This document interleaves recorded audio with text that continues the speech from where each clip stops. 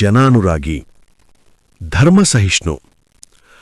ಆಗರ್ಭ ಶ್ರೀಮಂತರಾಗಿದ್ದ ಹಾಜಿ ಮೊಹಮ್ಮದ್ ಮುಸ್ತಫಾ ಸಾಹೇಬ್ ಅವರು 1936ರಲ್ಲಿ ಎಂಬಿ ರಸ್ತೆ ಮತ್ತು ಹಳೆ ಬಸ್ ನಿಲ್ದಾಣದಲ್ಲಿನ ತಮ್ಮ ಸ್ವಂತ ಜಾಗದಲ್ಲಿ ದೊಡ್ಡ ಗೋಪುರ ಅಂದ್ರೆ ಟವರ್ ನಿರ್ಮಿಸಿ 4 ದಿಕ್ಕಿಗೆ ಗಡಿಯಾರ ಹಾಕಿಸಿದ್ದರು.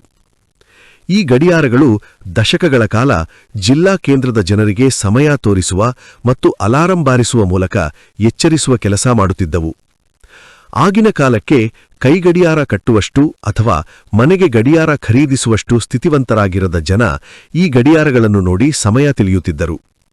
ಮುಸ್ತಫಾ ಸಾಹೇಬ್ ಅವರು 1941ರಲ್ಲಿ ಕ್ಲಾಕ್ ಟವರ್ ಮತ್ತು ಹಳೆ ಬಸ್ ನಿಲ್ದಾಣದ ಜಾಗವನ್ನು ಸಿಟಿ ಮುನ್ಸಿಪಾಲಿಟಿಗೆ ಅಂದ್ರೆ ಈಗಿನ ನಗರಸಭೆಗೆ ಹಸ್ತಾಂತರಿಸಿದರು. ಅಂದಿನಿಂದ ಕ್ಲಾಕ್ ಟವರ್ ಮತ್ತು ಹಳೆ ಬಸ್ ನಿಲ್ದಾಣದ ಜಾಗವು ನಗರಸಭೆ ಸ್ವತ್ತಾಗಿವೆ. ಆದರೆ ನಗರಸಭೆಯಿಂದ ಕ್ಲಾಕ್ ಟವರ್ ನಿರ್ವಹಣೆ ಮಾಡಲಾಗದ ಕಾರಣ ಆ ಜವಾಬ್ದಾರಿಯನ್ನು 1986ರಲ್ಲಿ ಮುಸ್ತಫಾ ಸಾಹೇಬ್ರ ಮೊಮ್ಮಕ್ಕಳಿಗೆ ವಹಿಸಿತು. ಅಂದಿನಿಂದ ತೀರಾ ಇತ್ತೀಚಿನವರೆಗೆ ಮುಸ್ತಫಾ ಸಾಹೇಬ್ರ ಮೊಮ್ಮಗ ಜಮೀರ್ ಅಹಮದ್ ಕ್ಲಾಕ್ ಟವರ್ ನಿರ್ವಹಣೆ ಮಾಡುತ್ತಿದ್ದರು. 1876ರಲ್ಲಿ ಜನಿಸಿದ ಮುಸ್ತಫಾ ಸಾಹೇಬ್ ದೊಡ್ಡ ಜಮೀನ್ದಾರರಾಗಿದ್ದರು. ಸುಮಾರು ಅರ್ಧ ಕೋಲಾರ ಅವರದಾಗಿತ್ತು. ಗುತ್ತಿಗೆದಾರರಾಗಿದ್ದ ಅವರು ಚರ್ಮದ ರಫ್ತು, ಟ್ರಾವೆಲ್ಸ್, ಅರಣ್ಯ ಉತ್ಪನ್ನಗಳ ವ್ಯವಹಾರ ನಡೆಸುತ್ತಿದ್ದರು. ಜನಾನುರಾಗಿಯಾಗಿದ್ದ ಅವರು ಎಸ್ಎನ್ಆರ್ ಜಿಲ್ಲಾ ಆಸ್ಪತ್ರೆ ನಿರ್ಮಾಣಕ್ಕೆ ಸ್ವಂತ ಜಮೀನು ಬಿಟ್ಟುಕೊಟ್ಟಿದ್ದರು. ಧರ್ಮಸಹಿಷ್ಣುವಾಗಿದ್ದ ಅವರು ಮುಸ್ಲಿಂ ಸಮುದಾಯಕ್ಕೆ ಕೋಲಾರ ಮತ್ತು ಸುತ್ತಮುತ್ತ 5 ಮಸೀದಿ, ಹಿಂದೂಗಳಿಗೆ ಆದಿ ಕರ್ನಾಟಕ ದೇವಾಲಯ ಕಟ್ಟಿಸಿದ್ದರು ಎಂದು ದಾಖಲೆ ಪತ್ರಗಳಲ್ಲಿ ಉಲ್ಲೇಖವಿದೆ.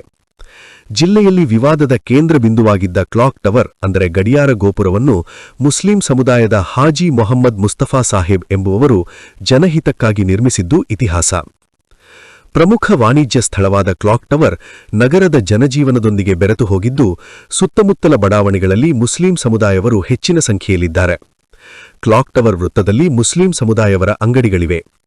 ಹಿಂದೂಗಳು ಇಲ್ಲಿನ ಅಂಗಡಿಗಳಲ್ಲಿ ಸರಕು ಸೇವೆ ಖರೀದಿಸುವುದು, ಇಲ್ಲಿ ಪ್ರತಿ ವರ್ಷ ನಡೆಯುವ ಉರುಸ್ನಲ್ಲಿ ಭಾಗಿಯಾಗುವುದು ಹಿಂದಿನಿಂದ ನಡೆದುಕೊಂಡು ಬಂದಿದೆ. ಕ್ಲಾಕ್ ಟವರ್ಗೆ ಹಿಂದೂಗಳ ಪ್ರವೇಶಕ್ಕೆ ಹಿಂದೆಯೂ ನಿರ್ಬಂಧ ಇರಲಿಲ್ಲ, ಈಗಲೂ ಇಲ್ಲ. ಜಿಲ್ಲೆಯಲ್ಲಿ 1990ರಲ್ಲಿ ಕೋಮುಗಲಭೆ ನಡೆದು ಸತತ 78 ದಿನ ಕರ್ಫ್ಯೂ ಜಾರಿಗೊಳಿಸಲಾಗಿತ್ತು.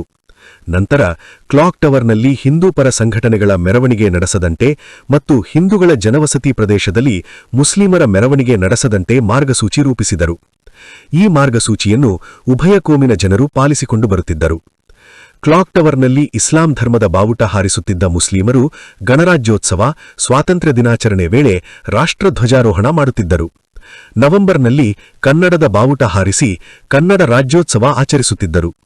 ಹೀಗಾಗಿ ಕ್ಲಾಕ್ ಟವರ್ನಲ್ಲಿ ರಾಷ್ಟ್ರಧ್ವಜ ಹಾರಿಸಬೇಕೆಂಬ ಒತ್ತಾಯ ಕೇಳಿಬಂದಿರಲಿಲ್ಲ. ಈ ವಿಚಾರವಾಗಿ ಸಂಘ ಸಂಸ್ಥೆಗಳು ಹೋರಾಟ ಮಾಡಿದ ನಿದರ್ಶನ ಸಹ ಇಲ್ಲ. ತಿರುವು ಕೊಟ್ಟ ಸಿಎಎ ಪೌರತ್ವ ತಿದ್ದುಪಡಿ ಕಾಯ್ದೆ ವಿಚಾರವಾಗಿ ಜಿಲ್ಲಾ ಕೇಂದ್ರದಲ್ಲಿ 2020ರಲ್ಲಿ ನಡೆದ ಪರ ವಿರೋಧ ಪ್ರತಿಭಟನೆ ವೇಳೆ ಅಹಿತಕರ ಘಟನೆಗಳು ನಡೆದವು. ನಂತರ ಕ್ಲಾಕ್ ಟವರ್ನಲ್ಲಿ ರಾಷ್ಟ್ರಧ್ವಜ ಹಾರಿಸಬೇಕು ಮತ್ತು ಹಿಂದೂ ಪರ ಸಂಘಟನೆಗಳ ಮೆರವಣಿಗೆ ನಡೆಸಬೇಕೆಂಬ ಕೂಗು ಆರಂಭವಾಯಿತು.